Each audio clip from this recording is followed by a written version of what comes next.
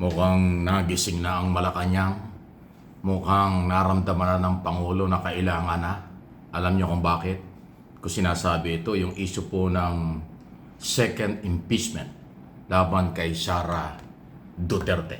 Kasi ang lumalabas ngayon ang pinanindigan ng palasyo, basta may ebidensya, basta merong mga pang-aabuso, dapat panagutin. Tama-tama yan. Yan po ang kailangan. Pakinggan po niyo itong report na ito. Sa kasagsagan noon ng usaping impeachment laban kay Vice President Sara Duterte, inihayag ni Pangulong Bongbong Marcos na hindi siya sang-ayon dito. This does not make any difference to even one single Filipino life. So why waste time on it? It will tie down the House, it will tie down the Senate, it will just take up all the time, and for what? For nothing. Yan, oh. Hindi rin natuloy ang impeachment Yan ang trial sabi ng niya PC dati. matapos pigilin ng Korte Suprema dahil labag daw sa saligang batas ang ginawang proseso ng Kamara. Pero ngayon patapos na ang one-year bar rule sa Pebrero at maaari na uli maghaya ng panibagong impeachment complaint. Iba na ang tono ng Pangulo, batay sa kwento ni Palace Press Officer Undersecretary Claire Castro. Ang tanging tugon lamang niya sa akin ay kung ano po ang pagtrato sa pag-iimbestiga sa flood control projects, mga anomalyang Yun. flood control projects. Ganon din po ang gawing pagtrato sa paggagawa or sa pag-iimbestiga patungkol dito sa impeachment complaint laban kay VP Sara. Ibig sabihin, managot ang dapat managot. Pero hindi lang ang bise ang posibleng maharap sa impeachment. Ayon kasi kay House Senior Minority Leader Edgar Erice, may nagkakasala ng reklamong impeachment laban kay Pangulong Marcos na i-endorso umano nang hindi bababa sa dalawang kongresista ang hindi niya pinangalanan. The usual suspects, kilala niyo naman yung mga yan. Si mga anti-Marcos and the BP. Yun yung mga Yun. mag-file ng complaint. Merong Ayun, ang lumalabas. Dalawa? O sige. Pero ito po ay talagang sa akin pong tingin, ito na yon. Gusto ng Pangulo. Managot ang dapat managot. Diba? Nadinig yung unang video, yung unang nadrip po ninyo. Ang sabi ng Pangulo, for what? Yung impeachment na yan, noong una yan. Pero ngayon dahil binubuo yung issue ng another impeachment, iba na ang sagot. Si Claire Castro ang nagpapaliwanag dahil yun daw sabi ng Pangulo. Managot ang dapat managot.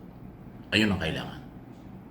Kasi magkakaroon po ng malaking balakid at masisira yung credibility ng laban sa korupsyon pag si Pangulong Marcos ay tumutol, humarang sa impeachment.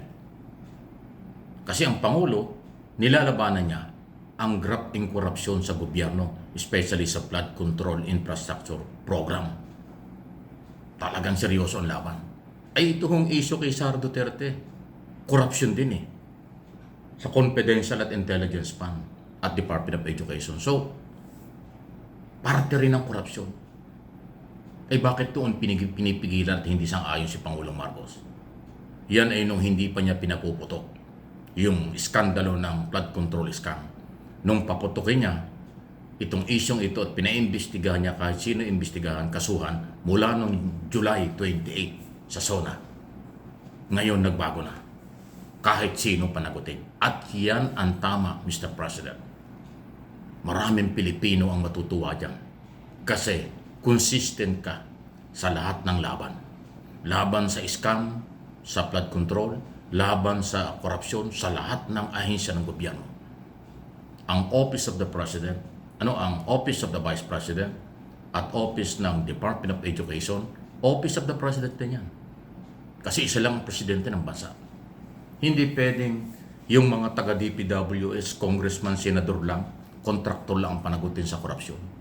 Kung merong sapat na ebidensya at impeachable ang pangalawang Pangulo, tama lang, ituloy ito. Panagutin. Bigyan ng pagkakataon kung paano idepensa ang sarili. At yan ang gagawin ng Kongreso.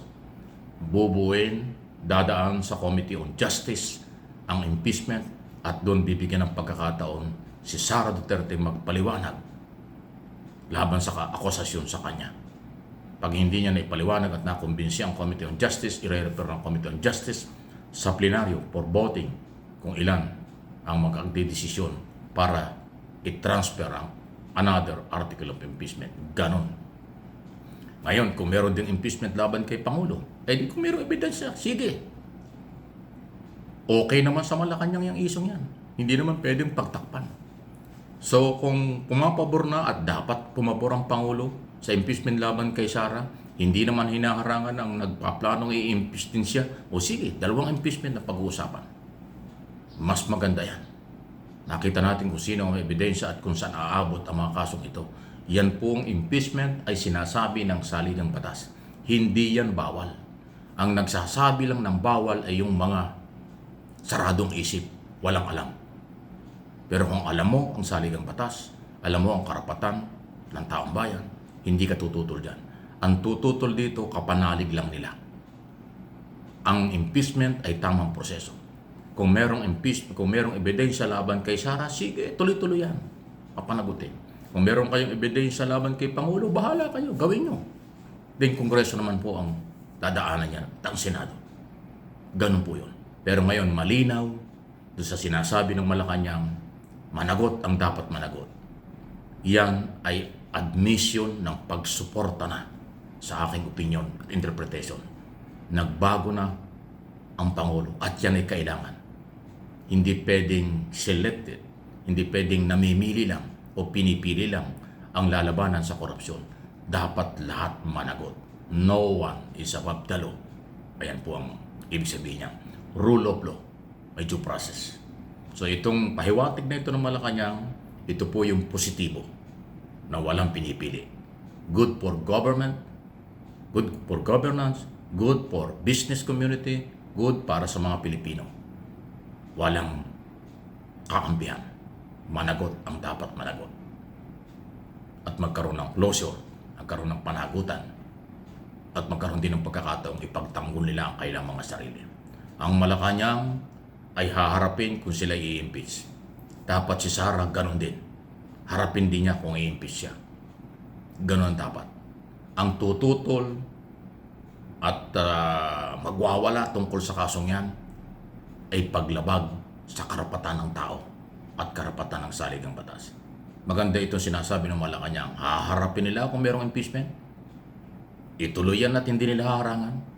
So kung hindi haharangan ng Pangulo yung impeachment laban sa kanya, bakit naman niya haharangan ang impeachment laban sa pangalawang Pangulo? Ayun ang nauna. Ayan ang magandang kaabang-abang. Yan ay isyong hindi natin dapat ibaliwala dahil yan ay legal na proseso. Imbestigahan, kasuhan, at bigyan ng pagkakataong ipagtanggol ang sarili. Ang Malacanang open dyan sa ganyang sistema. Ewan ko lang ang pangalawang Pangulo kung makikipag-coordinate. Pero kung hindi ka makipag-coordinate, ikaw naman ang mawawalan, hindi naman ang taong bayan.